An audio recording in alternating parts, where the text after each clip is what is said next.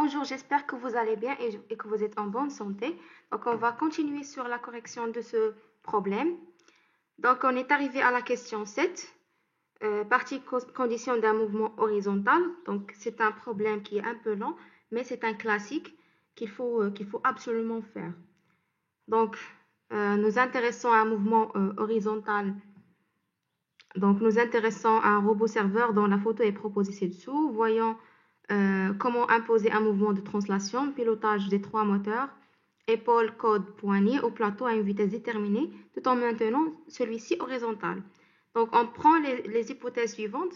Chaque longueur est identique. On a L3 égale à L2 égale à L et L5 plus L4 égale à L.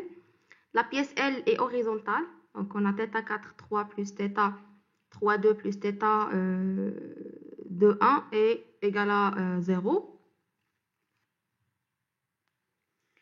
Ceci veut dire que ce décalage entre ce point, entre cet axe est nul. Donc, θ1 plus θ3 égale à 0.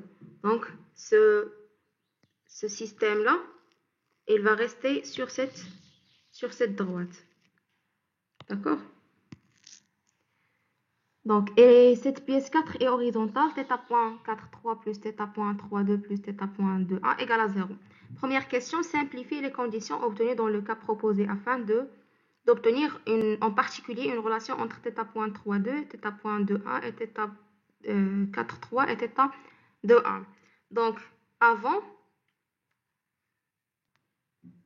dans la question précédente, la vidéo précédente, nous avons déterminé deux conditions qui sont exprimées ici, qui permettent de laisser le point E horizontalement suivant l'axe X1.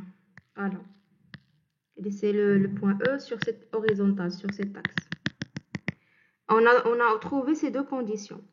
Maintenant, on va remplacer par ces valeurs particulières pour avoir deux autres conditions avec ces valeurs données. Donc déjà, on a θ.1, 0 égale à 0. Et on a θ.43 plus θ.32 plus θ.21 facteur de L4 plus L5. Ça, c'est égal à 0. Donc 0 fois L fois cosinus 0 aussi. Plus θ.32 plus θ.21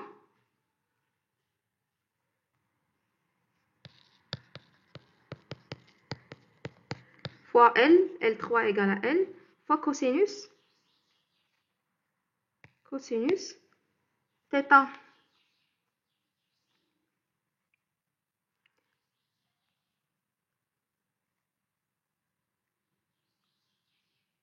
θ3,2 plus θ2,1 égale à moins θ4,3.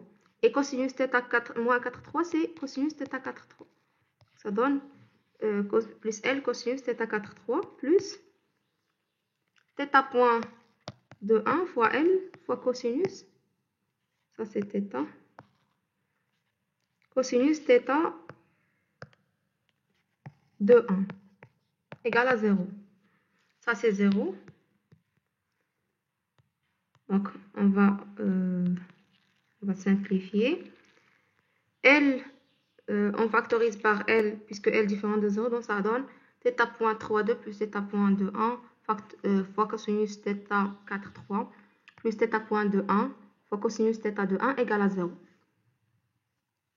Voilà donc les deux conditions qui permettent de laisser le point E horizontalement avec la condition de mouvement particulier donnée ci-dessous. Question 8.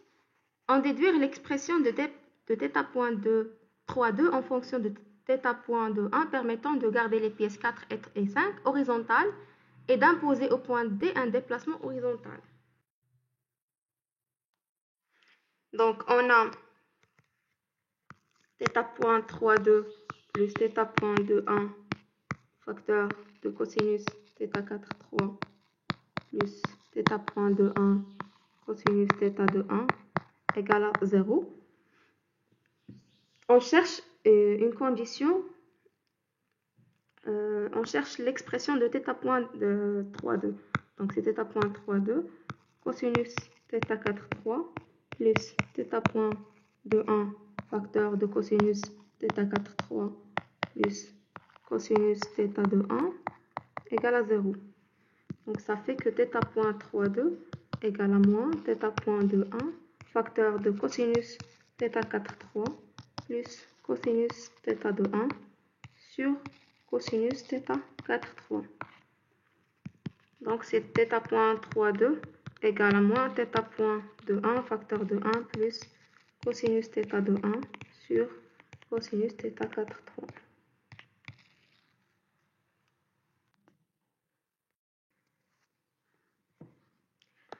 Hypothèse supplémentaire, considérant qu'à l'instant initial, les points A, C et D sont alignés. Question 9. Quelle relation existe-t-il à tout instant entre θ de 1 et θ 4,3?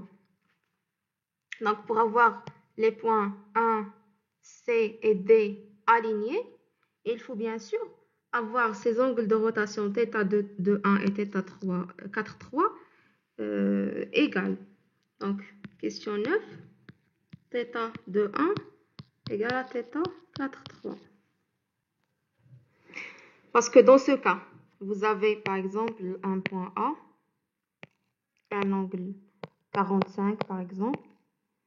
Vous avez un point C.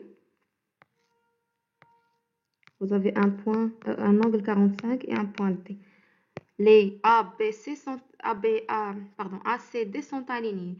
Mais dans le cas où vous avez un angle 45 et ici un angle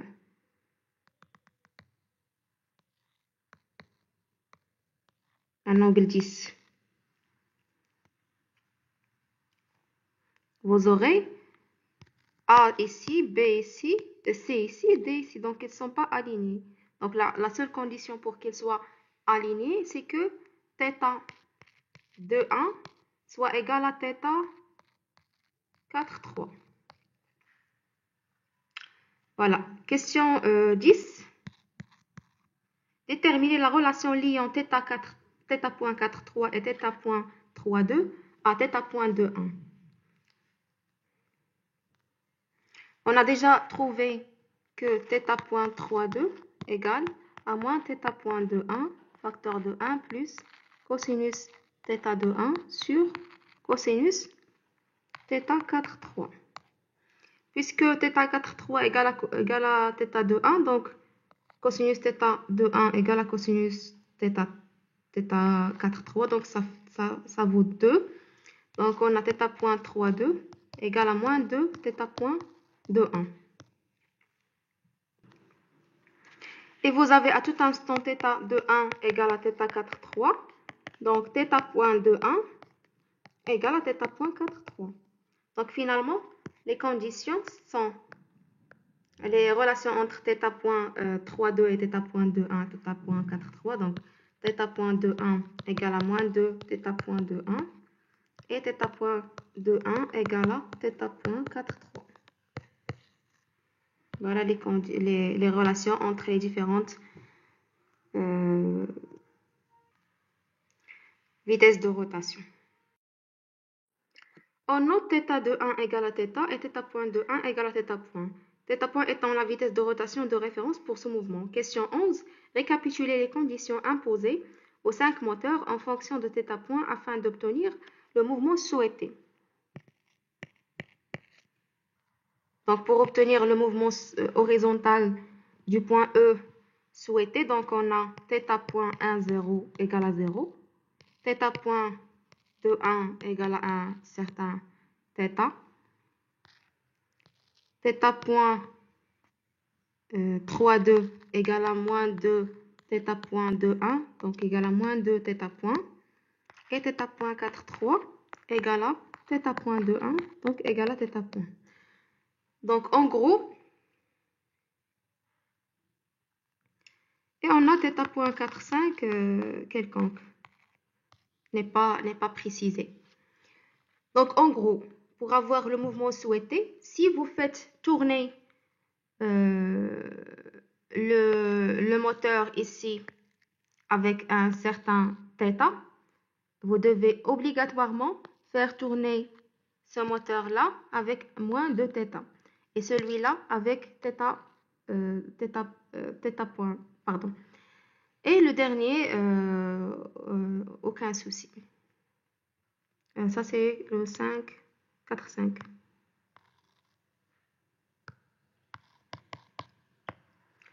Voilà, c'est tout pour cette vidéo. J'espère que vous avez compris vous avez bien compris comment rédiger ou bien comment résoudre ces exercices. Et à la prochaine pour continuer la suite de ce problème.